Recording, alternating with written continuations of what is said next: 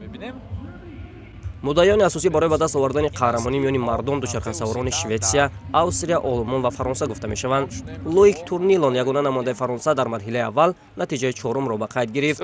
مسابقه مذکور جمع بست و همچنین دو ورزشکاری همه چیز آماده و خوب است. امیدوارم رقابت خوب و سالم خواهد داشت. دوشنبه بسیار هم شهر زیبا بوده است. در همه جا گل و هیکل‌های بزرگان این کشور را دیدم و به من خوش آمد. شهر زیبا و جذاب است و هوا نیز به بخت ما معتدل گردیده است. باید گفت که نماد منحصر به فرد الیمیناتور پایگاه‌های کوتاه، پرشدت و فنی را در بر می‌گیرد. در آن همه چیز در کسر از ثانیه تعیین می‌شود و یک گردش اشتباه می‌تواند به قیمت از دست رفتن پیروزی تمام بشود. برای به دست آوردن مقام‌های افتخاری پس از سپری نمودن مراحل انتخابی و چهارگانه‌ای و نیم‌نهایی، یاکوب کلمنچیچ از اسلوونیا، ادوین لین از شوئتسیا، سیمون گگنهیمر از آلمان و دوچرخه‌سوار رومانی ایدا کرولی مولنار تلاش نمودند. یاکوب کلمنچیچ دوچرخه‌سوار جوان کشور اسلوونیا که سال گذشته نایب قهرمان اروپا و جهان گردید که اینچنین سال 2022 عنوان قهرمانی را در چمپیونات اروپا به دست آورده است، با نتیجه 1 دقیقه و 51 ثانیه و 84 تا ثانیه زین اول را به دست آورد. با تفاوت 12 تا ثانیه ادوین لین نماینده شوئتسیا مقام دوم را اشغال کرد. در زینه سوم ورزشکار آلمانی قرار گرفت. نماینده کشور اسلوونیا Bastor Sharifi, the first deputy of mayor of Dushanbe, along with Isfandiyor Ayubi, the Secretary General of Cycling Federation of Tajikistan.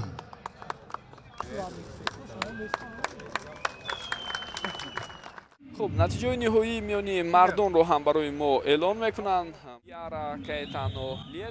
در رقابت فینالی برای به دست آوردن مقام‌های افتخاری میان بانوان ماریا سوخاپالوا از اوکراین، نماینده آلمان ماریون فرامبرگر، مدیسون بوسیر از فرانسه و ورزشکار برزیلی یارا کایتانو لیتی تلاش نمودند.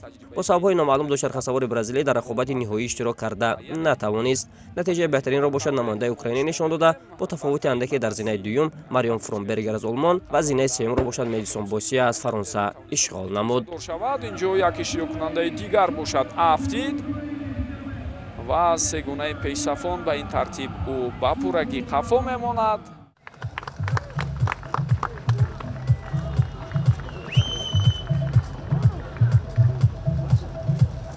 Ukraine, Germany and France.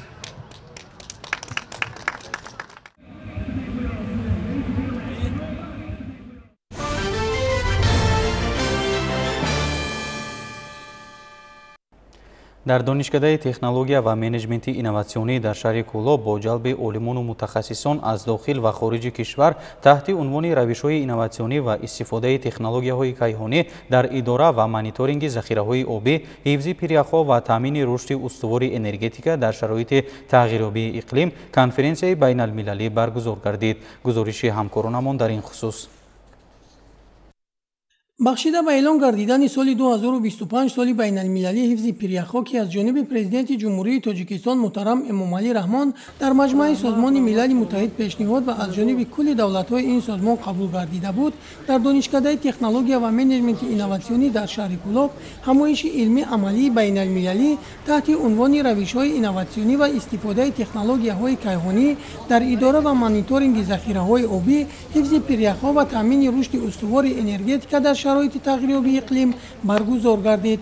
موضوعی که من برآمد میکنم این انکشاف علمی پریخ‌شناسی در دوره استقلالیت و یکی از پریخ‌های با نفوذ و معلوم در سطح جهانی این پریخ فیچنکو یا حاضر نام گذاشتن ونجیخ که این یکی از بزرگترین 5-6 پریخی که بزرگترین در جهان است میباشند و این پریخ عموما بعد سالهای 94 آموخته نشده است و در دوره استقلالیت نو راه اندازی شده است و با بواسطه با دستگیری جناب عالی این ما در دوام 3 سال اخیر تحقیقات خود را گذراندیم و سال 24 استانسیه خودکاری که در بلندی 4000 متر است، سال 25 آن را می‌خواهیم که در بلندی تا 6000 متر گذاریم که این یگانه استانسیه تحقیقاتی علمی می باشد که пиряхро дар ин баландӣ меомӯзад ва инро дар тамоми ҷаҳон ба хубӣ эътироф карданд.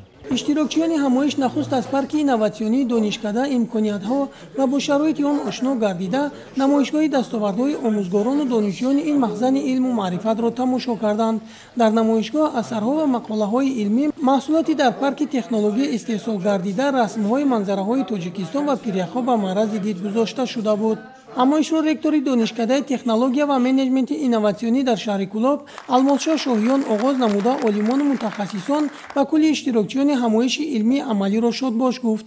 Иброз дошт, ки дар шароити имрӯзаи тағйирёбии иқлим, омӯзиши вазъи пиряхҳои Тоҷикистон тавассути технологияҳои кайҳонӣ, зеҳни сунъӣ ва ҷалби бештари олимону мутахассисон дар ин самт хеле зарур аст. Як қатор олимону пажӯҳишгарони соҳа аз хориҷи кишвар тариқи онлайн ба ҳамоиш пайваст шуда, назари худро нисбат ба зарурати ҳифзи пиряхҳо, мавқеи Тоҷикистон дар самти обу иқлим дар сатҳи байналмилалӣ, зарурати тадқиқу пажӯҳишҳо ва ҳифзи манбаъҳои обии сайёра баён карданд. Дигар иштирокчиёни ҳамоиш низ маърузаҳои илмии хешро оид ба ҳифзи пиряхҳо, захираҳои обии Тоҷикистон, тадқиқи пиряхҳои Тоҷикистон тавассути нанотехнология, мавқеи Тоҷикистон дар ҳифзу нигаҳдошти захираҳои обии ҷаҳон, коркард ва пешниҳоди варақаи рух алюминӣ барои ҳифзи пиряхҳо аз таъсири нурҳои офтоб ва муҳит пешниҳод карданд.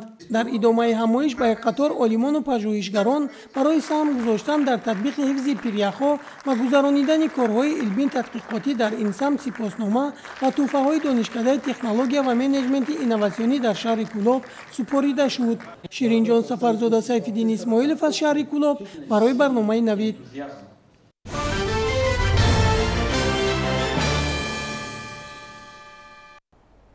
бо ташаббуси Вазорати тандурустӣ ва ҳифзи иҷтимоии аҳолии Ҷумҳурии Тоҷикистон ва фонди хайрияи Лона дар муассисаи давлатии Маркази ҷумҳуриявии илмии саратоншиносӣ бахшида ба ҳафтаи саломатии занон дар мавзӯи ташхис ва табобати саратони сина семинари машваратӣ доир гардид.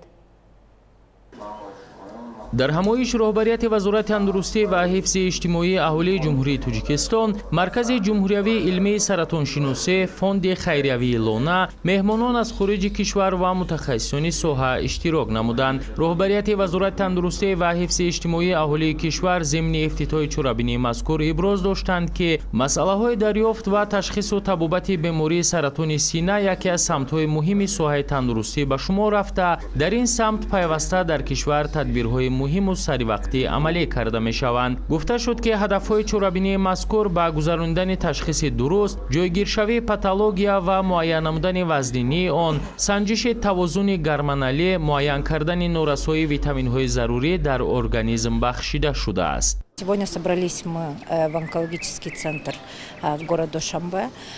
У нас сегодня состоится первый семинар, первый съезд докторов.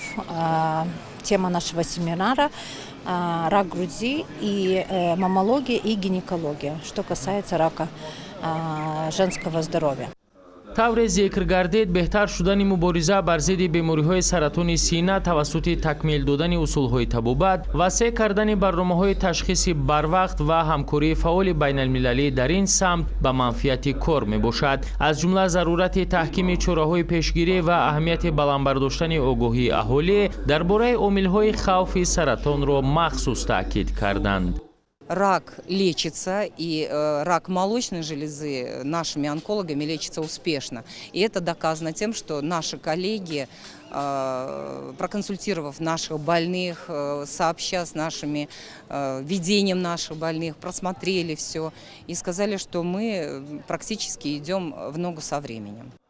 дар идомаи конфронс мутахассисони соҳа ва муҳаққиқон доир ба мавзӯъҳои онкология, аз ҷумла саломатии репродуктивии занҳо, арзёбии иммуногистохимикӣ, тағйироти биомаркер дар такрори саратони сина, имкониятҳои муосири табобати саратони сина дар Ҷумҳурии Тоҷикистон, дастгирии хизматрасониҳои тиббӣ барои занони тоҷик дар Туркия баромад намуданд. Дар доираи чорабинӣ инчунин ба масъалаҳои баландбардоштани дастрасии кӯмаки онкологӣ ба аҳолӣ диққати махсус дода шуд. махсусан иштирокдорон аҳамияти муайянкунии барвақтии бемориро қайд карданд, зеро ташхиси саривақтӣ имкони табобати муваффақро ба таври назаррас зиёд менамояд. маврид ба зикр аст ки ҳадаф аз таҷлили ҳафтаи саломатии занон бар зидди бемории саратони сина ин бедор намудани таваҷҷӯҳи аҳли ҷомеа ба ин мушкилоти глобалӣ ва баландбардоштани сатҳи маълумотнокии мардум доир ба бемории саратон мебошад.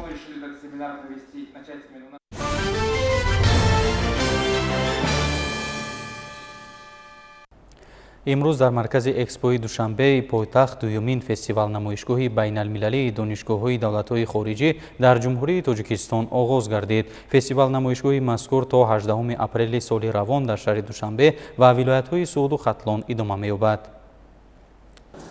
дар намоишгоҳи байналмилалии донишгоҳҳои давлатҳои хориҷӣ роҳбарияти вазорати маориф ва илми ҷумҳурии Тоҷикистон, кормандони маркази барномаҳои байналмилалӣ, кормандони соҳаи маориф, намояндагони сарраюсат, раюсат ва шӯъбаҳои маорифи шаҳру ноҳияҳои тобеи ҷумҳурӣ ва шаҳри Душанбе, устодону хонандагони муассисаҳои таҳсилоти миёнаи умумӣ ва литсею гимназияҳо, ҳамчунин намояндагони 84 муассисаи таҳсилоти олӣ ва илмии кишварҳои иттиҳоди давлатҳои мустақил, Осиё, Аврупо ва Амрико иштирок намуданд.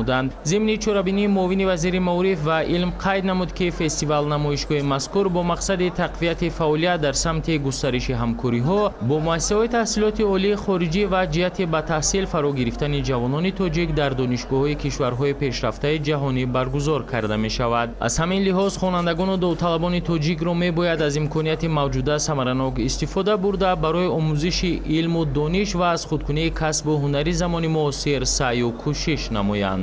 در اینجا 183 نماینده از مؤسسه‌های تحصیلاتی عالی کسبی خارج کشور حضور دارند و ما دیده ایستاده‌ایم که جوانان امروزه جمهوری تاجیکستان که بسیار هم سطح دانش و مهارت و ملکه و زباندانی آنها بلند گردیده ایستاده است. سال به سال داوطلبان ما خیلی زیاد هستند و با اعلان کردن چنین یارمارکه بین‌المللی در اینجا ببینید که صدها نفر جوانان لیاقتمند جمع آمدند و امکانیت پیدا کردند که در بین مؤسسه‌های تحصیلاتی عالی کسبی خارج کشور در اینجا روندی خود را در اینجا انتخاب نمایند، اختصاص آینده خود را، دانشگاه آینده خود را که در آنجا میخواهند که به تحصیل فرا گرفته شود انتخاب نموده در آنجا همچون کادرهای لیاقتمند آماده گردند. намоишгоҳи мазкур барои шиносоии пурраи ҷавонону наврасони кишвар бо дастоварду имкониятҳои донишгоҳҳои машҳури ҷаҳон ҷалби шумораи бештари ҷавонони тоҷик ба ин муассисаҳо дар риштаҳои илмҳои табиатшиносӣ дақиқ, риёзӣ, техникӣ ва технологияҳои иттилоотии муассисаҳои таълимии давлатҳои хориҷӣ фаро гирифтани ҷавонони мамлакат ва ба ин васила кам намудани таъсири хурофот ва радикализми динӣ ба тафаккури ҷомеа, омода намудани мутахассисони ба талаботи бозори ҷаҳонӣ ҷавобгӯ, инчунин фароҳам намудани шароит барои густариши ҳамкории муассисаҳои таҳсилоти олии касбии ҷумҳурӣ бо муассисаҳои таълимии давлатҳои хориҷӣ ва ҷалби сайёҳони хориҷӣ ба мамлакат мусоидат менамояд. ман имрӯз барои донишгоҳҳои хориҷӣ ки барои ихтисоси маҳсулиям омадам, дар оянда фарматсевт шудан мехоҳам ва дар ин бора ман имрӯз аз ин донишгоҳҳо дидан намуда дар бораи касби худ омӯхтам. фестивал намоишгоҳи мазкур аз 14 то 18 апрели соли 2025 дар шаҳри Душанбе ва вилоятҳои Хатлон ва Суғд баргузор гардида, аллакай дар рӯзи аввал зиёда аз 6000 хонандагону толибилмон аз он дидан намуданд. қайд кардан ба маврид аст ки дар фестивал намоишгоҳи мазкур 183 нафар намояндаи 84 муассисаи таҳсилоти олӣ ва илмии 12 давлати хориҷӣ аз ҷумла Иёлоти Муттаҳидаи Амрико, Британияи Кабир ва Ирландияи Шимолӣ, ҷумҳурии мардумии Чин, Кипр, Амурати Муттаҳидаи Араб, Туркия, Малайзия, Федератсияи Русия, ҷумҳуриҳои Қазоқистон, Узбекистон, Қирғизистон ва Беларус иштирок доранд. як гурӯҳи иштирокчиёни фестивал намоишгоҳи байналмилалии донишгоҳҳои давлатҳои хориҷӣ дар ҷумҳурии Тоҷикистон ки муассисаҳои илмии ҷумҳурии Узбекистонро муаррифӣ мекунанд, ба Академияи таҳсилоти Тоҷикистон ташриф оварданд. баррасии паҳлӯҳои гуногуни фаъолияти илмӣ ва имзои санади нави ҳамкорӣ меҳвари ин бозидро ташкил дод. дар доираи баргузории дуюмин фестивал намоишгоҳи байналмилалии донишгоҳҳои давлатҳои хориҷӣ дар тоҷикистон 2025 гурӯҳи ширкаткунандагони ин ҳамоиши сатҳи баланд аз ҳисоби олимони институти педагогияи назди вазорати маорифи ҷумҳурии ӯзбекистон ба академияи таҳсилоти тоҷикистон ташриф оварданд. зимни вохӯрии президенти академияи таҳсилоти тоҷикистон шоди сафаров бо ҳайати меҳмонон зикр гардид ки дар замони муосир тамоми таҳаввулот ва пешравиҳои сиёсӣ иҷтимоӣ иқтисодӣ ва фарҳангӣ марбут ба рушди соҳаи маориф буда он асоси пешрафти ҷомеаи мутамаддин маҳсуб меёбад. зимнан таҳкими ҳамкориҳои мутақобилан судманди байнидавлатӣ аз ҳар ҷиҳат ҷавобгӯ ба ниёзҳои ҷомеа василаи беҳдошти рушд дониста мешавад. барои инкишофи муносибатҳои дуҷониба тавассути заҳматҳои сарони давлатҳои тоҷикистону ӯзбекистон муҳтарам эмомалӣ раҳмон ва муҳтарам шавкат мирзиёев ҳамаи заминаҳои ҳуқуқӣ фароҳам оварда шудааст, гуфта шуд зимни вохӯрӣ. Мы приехали сотрудничествовать в Душанбе, именно Академия образования. И как раз здесь встреча была Академия образования. Очень они тепло нас встретили, нам было приятно было. И то, что у них, которые есть, хотели мы получить на одну руку, и мы преподнесли своим по другому рукам. И мы будем сотрудничать долгие годы. Почему? Наши предки, Наваи, Джами жили долгие. Они вместе творили все свои воспитанные для наших народов. дар ниҳояти чорабинӣ миёни ду ниҳод академияи таҳсилоти тоҷикистон дар назди вазорати маориф ва илми ҷумҳурии тоҷикистон ва институти педагогикаи вазорати маорифи ӯзбекистон санади нави ҳамкорӣ ба имзо расид. дар асоси ин ҳуҷҷат бобати тақвияти ҳамкориҳои илмӣ заминаи мусоид фароҳам оварда мешавад. мо бовари комил дорем ки ин созишномаи байни ду ҷумҳурии ӯзбекистон ва тоҷикистон و همکاری با هم زیست بسیار یک پیشروی و یک نوآوری را به دست می‌آورد. дар ниҳояти чорабинӣ ҳайати меҳмонон кормандони институти педагогикаи вазорати маорифи ҷумҳурии тоҷикистон аз осорхонаи маорифи академияи таҳсилоти тоҷикистон боздид ба амал оварданд. дар ин ҷо тамоми марҳилаҳои рушди маорифи тоҷикистон бо далелу санадҳои мӯътамад гирд оварда шудааст.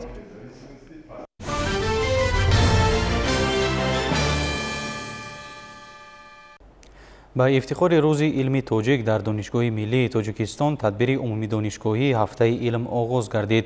зимни ифтитоҳи ин чорабинӣ ки як ҳафта идома хоҳад кард, баромадкунандагон аз дастовардҳои илми тоҷик дар замони соҳибистиқлолӣ ва ташаббусҳои бузургу тарихии пешвои миллат муҳтарам Эмомалӣ Раҳмон ҷиҳати дастгирии муҳаққиқону олимони ҷавон ёдовар шуданд. аснои ифтитоҳи ҳамоиш зикр гардид ки ҳамасола чун анъана дар моҳи апрел дар донишгоҳи миллии тоҷикистон конференсияи илмию назариявии ҳайати устодону кормандон, докторантону магистрантон ва донишҷӯён ҳафтаи илм баргузор мегардад ки дар он мавзӯъҳои мубрами рӯз баррасӣ мешаванд. конференсия имсола бахшида ба солҳои рушди иқтисоди рақамӣ ва инноватсия солҳои 2025-2030, 700-солагии шоири ғазалсарои тоҷику форс ҳофизи Шерозӣ ва 115 солагии шоири халқии Тоҷикистон Боқӣ Раҳимзода доир мегардад. нотиқон иброз доштанд ки ҳукумати Тоҷикистон илмро яке аз омилҳои асосии рушди кишвар ва олимонро захираи бузурги зеҳнии ҷомеа дониста ба мақсади пешрафти ҳамаҷонибаи он ва беҳтар гардонидани шароити иҷтимоии кормандони соҳаи илм ҳамаи имкониятҳоро муҳайё намудааст. ҳамагӣ дар маҷмӯъ 3269 маърузаи илмӣ пешниҳод шудааст ки дар давоми як ҳафта инҳо дар сохторҳои гуногун, дар кафедраҳо, дар факултетҳо пешниҳод мегардад ва мутассидиён аз рафти ҷараёни конференсияи илмӣ назорат карда ба раёсати донишгоҳ пешниҳод муфассал манзур месонад ва мо гумон дорем ки ҳамин ҳафтаи илмӣ ки дар миқёси донишгоҳи миллии тоҷикистон сурат мегирад каме ҳам бошад дар пиёда намудани сиёсати илм ва маорифи ҳукумати ҷумҳурии тоҷикистон ва ҳаллу фасли масъалаҳои илмие ки имрӯз дар пешрӯи олимони соҳа қарор доранд як такуни ҷиддие хоҳад бахшид.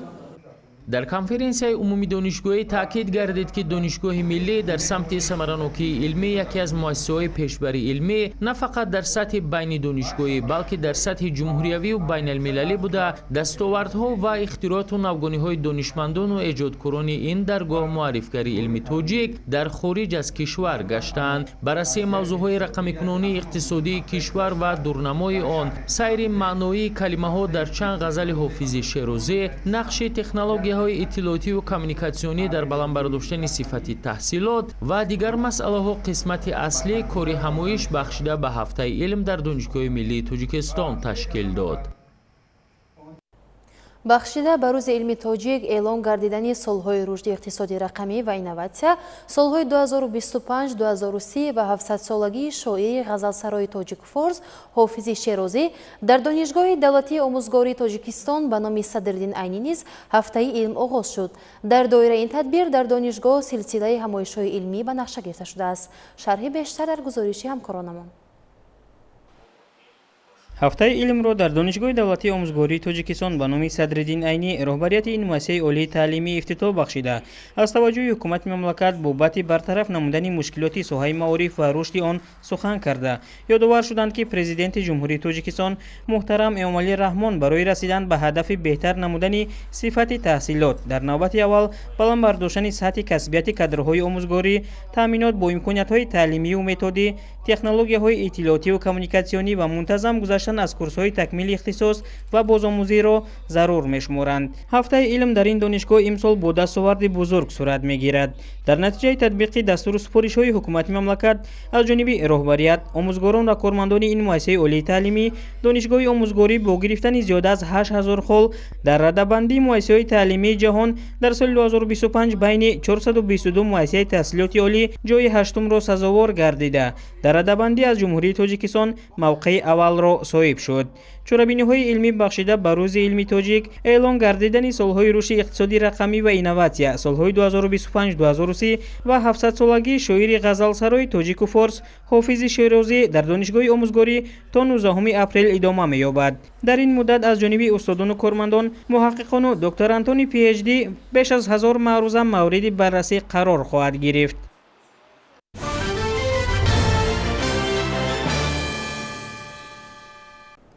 бо истифода аз рӯзҳои гарми баҳорӣ кишоварзони мамлакат корҳои саҳроиро вусъат медиҳанд. аз ҷумла дар ноҳияи Восе кишоварзон тибқи дурнамо имсол дар майдони зиёда аз 7500 гектар пунбадона кишт менамоянд. мувофиқи иттилои раёсати кишоварзии ноҳия дар хоҷагиҳои деҳқонӣ барои саривақт ба анҷом расонидани кишт шароиту имконияти мусоид муҳайё мебошад. дар хоҷагии деҳқонӣ ба номи Саломиддин ин заминро хоҷагидорон ана ҳамин гуна тахту ҳамвор намуда ба кишти пунбадона шурӯъ карданд. аввалҳои моҳи апрел баъди боришоти борон замин нам гирифта, аз чунин имконияти мусоид ки табиат дар ин моҳ ба манфиати деҳқон фароҳам овард, ин кишоварзон саривақтӣ истифода карданд. дар самти пахтакорӣ ин деҳқонон таҷрибаи бой доранд. таври роҳбари хоҷагӣ иттилоъ доданд муддати 4 сол мешавад ки аз ҳар гектар ба қадри то 40 сентнерӣ ҳосили пахта ба даст меоранд. имсол ҳам мақсад доранд бо истифода аз таҷрибаҳои пешқадам назар ба солҳои гузашта ҳосили боз ҳам баландтар ба даст доранд. дар хоҷагӣ 1 гектар гандум кардагим, 50 сутиқ пахта юнчқа кардагим, боқимондаи 4 гектар дигара мисол насиб боша пахтакорӣ мекунем. соҳаи пахтакорӣ соҳаи беҳтарина. мо аз пахта ягон сӯ залал дагӣ нестем, фоида мегирем. чигити хуб гирифтагим, чигити мая. дар оянда мехоҳем ки ҳамин чигит масалан 60 сентнери 50 сентнери пахта чин кунем, ба хоҷагиҳои дигар тухмиша дастрас кунем. кишоварзони ноҳияи Восе имсол дар майдони зиёда аз 7000 гектар замин пунбадона кориданд. барои таъмини саривақтии дурнамо моҳи апрел дар ҳамаи хоҷагиҳои деҳқонӣ хоҷагидорон ба кишти пунбадона машғул ҳастанд. дар деҳоти ба номи Абди Авазов барои таъмини нақша ин рӯзҳо корҳои саҳроӣ шабонарӯзӣ баромонда шуданд. дар ҷамоати Абди Авазов имсол мувофиқи нақша 1395 гектар пахта киш мекунем. мувофиқи ҳосилнокӣ бояд мо аз ҳар гектар 30 сентнерӣ ҳосил бигирем.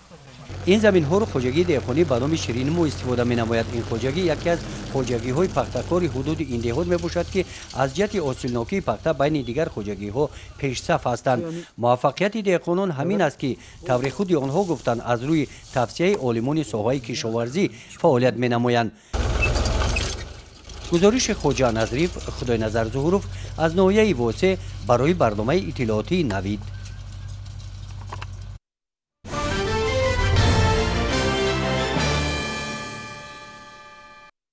با تشبوس کمیته کار با جوانان و ورزش نزد حکومت جمهوری تاجیکستان سفر سیاری اعضای کورس آموزشی پیروان پیشوای ملت در خط سیر دوشنبه حصار ترسونزاده تشکیل کرده شد.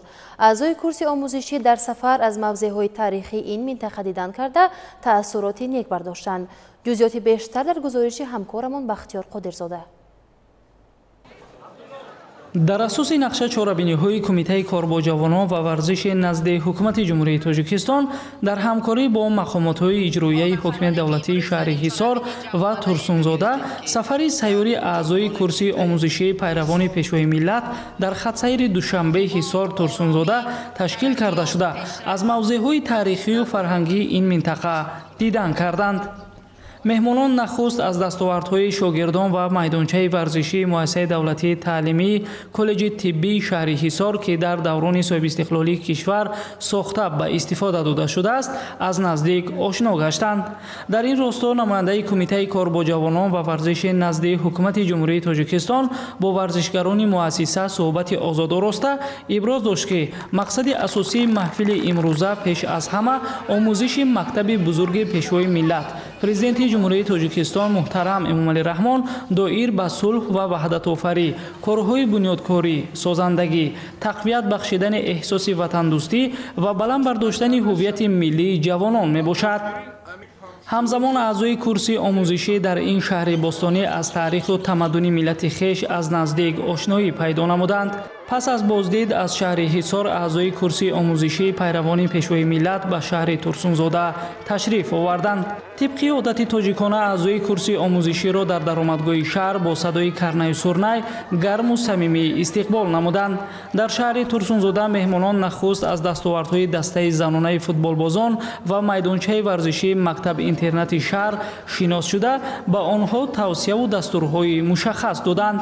همچنین در تالار مجلسگاه مؤسسه رهبریت کمیته کار با جوانان و ورزش نزد حکومت جمهوری تاجیکستان با ورزشکاران و گیرندگان استیپندیای پرزنتی شهر ترسونزاده ملاقات انجام دادند. ضمن رئیس کمیته وابسته به بلند برداشتن حس وطن دوستی و وطن پرستی، خودشناسی ملی، حفظ دستاوردهای دوران صاحب استقلالی کشور و ارج گذاشتن به فرهنگ و تمدن ملت تاجیک سخنرانی نمود.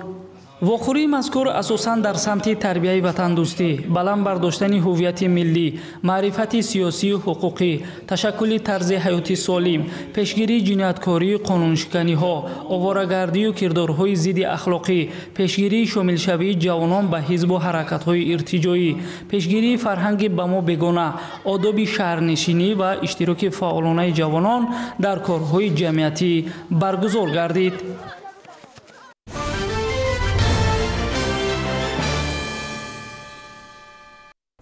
امروز در تئاتر دولتی اکادمی اپرا و بالети ба номи Садриддин Айни фестивал озмуни ҷумҳуриявии театрҳои касбӣ парасту 2025 оғоз гардид. Ин фестивал озмун анъанавӣ буда дар 2 сол як маротиба бо иштироки театрҳои касбии мамлакат гузаронида мешавад. Имсол ҷашнвора бо намоиши куруши кабир оғоз гардид.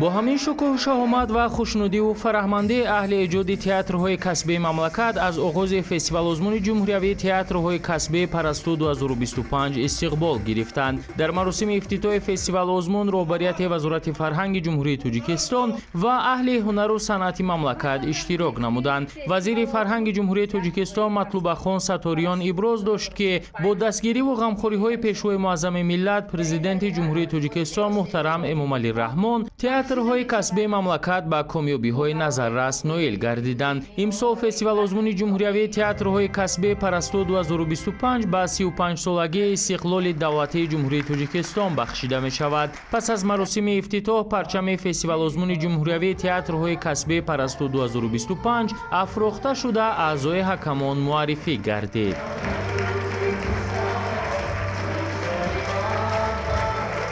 ما هنرمندان تئاتر ولایتی موسیقی مسکوی به نام عطا محمدجان شهر باختر با نمایشنامه مسکوی زنگیری یادمگیری از روی اثر سلطان سفرف در تهیه قربان محمد شکرزاده اشتراک می‌ورزیم و باید گفت که نمایشنامه زنگیری و دمگیری тамоми мушкилотҳои мубрами рӯзро дар бар мегирад ва ин намоишнома метавонад тамоми наслҳоро ба дӯст доштани ватан, дӯст доштани зиндагӣ ва дур сохтан аз ҳар гуна ифротҳо ва инчунин дар ин ҷо пешгирӣ аз ҷинояту ҷинояткорӣ, хурофотпарастиҳо ва ки дар ин ҷо яъне ки инъикос ёфтааст. фестивалро намоиши курӯши кабири театри давлатии академияи опера ва балети ба номи Садриддин Айнӣ дар таҳияи Аяна Аскембай ва ҳусни оғоз бахшид. Бояд гуфт ки дар фестивали мазкур 18 театри касбии мамлакат намоишҳои худро ки тӯли 2 соли охир рӯи саҳна омаданд пешниҳоди тамошобинон ва ҳакамони озмун мегардонанд. аз тамоми театрҳои ҷумҳурӣ ҳама ба инҷо ҷамъ мешавем. 6-7 рӯз ин барои мо як иди калон аст. аз таҷрибаи якдигар меомӯзем, аз камбудиҳои худ бохабар мешавем. мо аҳли эҷоди театри вилоятӣ ба номи Меҳрубон Назаров шаҳри Хоруғ дар фестивал озмуни Парасту 2025 иштирок мекунем. бо намоишномаи ял, номаш ял. ба фикрам ба тамошобинон мақбул мешавад, тамошо кунанд ва лаҳзат баранд. мавриди тазаккур аст ки фестивал озмуни Парасту аз ҷониби Вазорати фарҳанги Ҷумҳурии Тоҷикистон бо мақсади рушди драматургияи миллӣ, санъати театрии мамлакат, таҳияи асарҳои баландғояи ватанӣ, баландбардоштани сатҳи маҳорати касбии коргардонҳо, ҳунармандон, рассомон, бастакорон, ҳисси ифтихори ватандӯстию ватанпарастӣ ва анъанаҳои хуби таърихию фарҳангӣ гузаронида мешавад. ҷанбасти Парасту 2025 ки дар 2 сол як маротиба доир мешавад, санаи 19 апрел сурат мегирад ва дар ин муддат роғибони санъати театрӣ метавонанд бештар аз 20 намоишномаи озмуниву ғайриозмуниро дар театрҳои шаҳри Душанбе тамошо кунанд.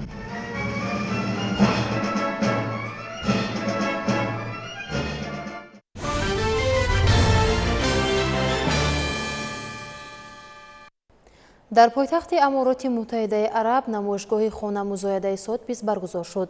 Дар доираи ин чорабинӣ дар ин ҷо алмоси кабуди нодирро намоиш доданд. мавсими шукуфтани гули лола дар шаҳри Амстердами Нидерландия идома дорад. боғҳои гулпӯши ин давлат таваҷҷӯҳи сокинону сайёҳонро ба худ ҷалб намудааст. шарҳи чанд хабар аз хориҷи кишвар дар саҳифаи навбати барнома.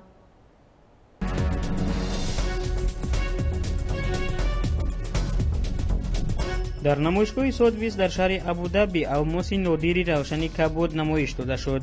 ин санг чанде пеш дар кони алмос дар шаҳри Кулинани Африқои ҷанубӣ пайдо шуда буд. тавре гуфта мешавад аксари алмосҳои кабуди ҷаҳон дар он ҷо истихроҷ карда мешаванд.